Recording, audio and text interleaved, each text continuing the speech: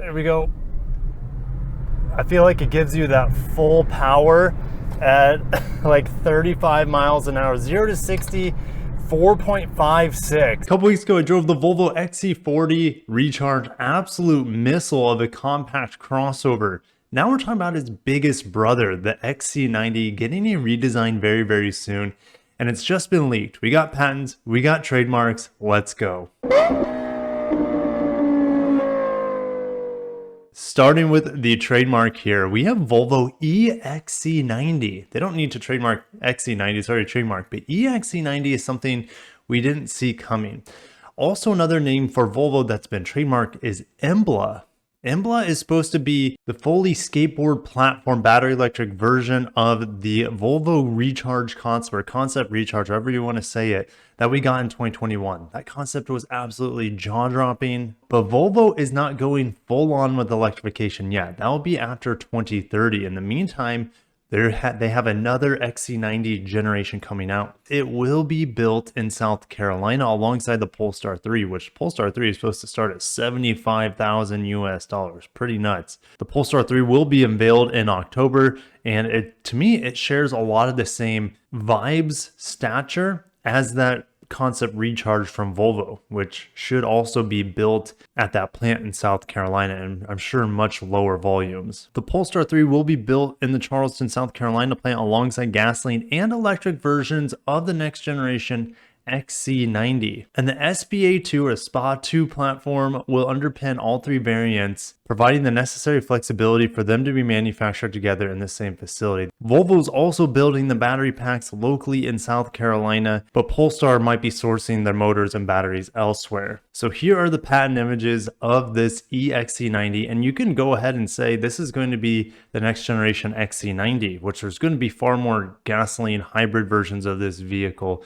than fully battery electric versions. But what we have here is actually the battery electric version because of the solid front end. There's hardly any grille space except for the very bottom, right? Kind of like the XC40 Recharge that I drove a couple of weeks ago. What's different on this vehicle and why it's definitely not the Embla or the concept Recharge production version, one of the giveaways, I mean, the overhangs is a big giveaway. Like, this thing is way bigger than, it looks way bigger than the current XC90. It looks like you have a lot more space back here. They give it more space. It doesn't look quite as good as this current generation XC90 in my opinion. Now, I'll wait to judge because typically these patent images don't do any favors for the design of the vehicle. They typically look a lot better in flesh and in color and with real light reflecting off of them than they do in these images. So the overhang's long, unlike the concept Recharge, especially in the back. And we also have these C-clamp rear taillights. Almost, I mean, it's kind of getting Polestar 2 vibes. And this is also very different than that Recharge concept vehicle that had them on the D pillars back here.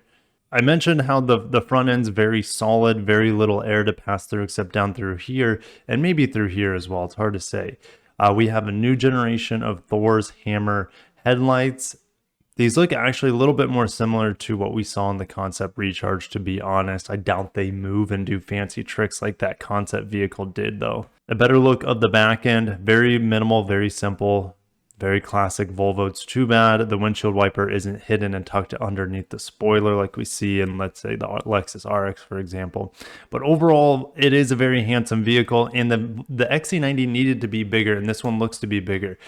Especially for the American market. We tested the Recharge version of the XC90, I think it was last year in 2021, and we really, really liked it. We loved the design, interior, exterior. We loved the fit and finish. We loved the materials. It was just a gorgeous car inside and out. The problem is, with a family of 6, it just was a little too small for my family, but if you only have 2 kids, it's like a perfect SUV in my opinion, or it's really, really good. But I think that plug-in version of it costs around $80,000, so what would a fully electric version of this cost? At least $80,000, right? That is a ton of money for a Volvo 3-row crossover. So we're going to go to the powertrain spreadsheet here, and I think all they need to do is take what they have in the Volvo XC40 Recharge, and just make it a bigger battery, really. That 402 horsepower and 486 pound-feet of torque is plenty. gets the XC40 to 60 in 4.5 seconds, and it will get the EXC90 to 60 in maybe even under 5 seconds. So they don't need to change the power output. It's already over the top. But with a larger vehicle, they're going to need a larger battery, in my opinion, to make it more viable. So, you know, it's only rated at 223 miles of range with a 75 kilowatt hour on the XC40 with a smaller vehicle. With my type of driving and my requirements for my day-to-day, I was able to get, well, estimate around 260 miles of range or somewhere around there.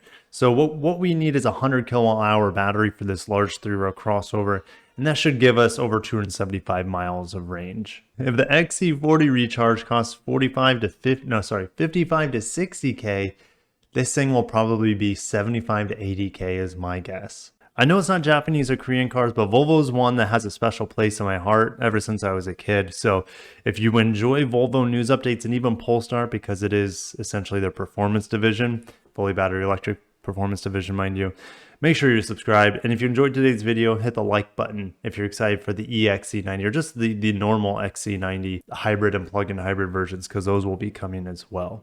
I'll catch you in the next one. Have a wonderful day. Take care of yourselves.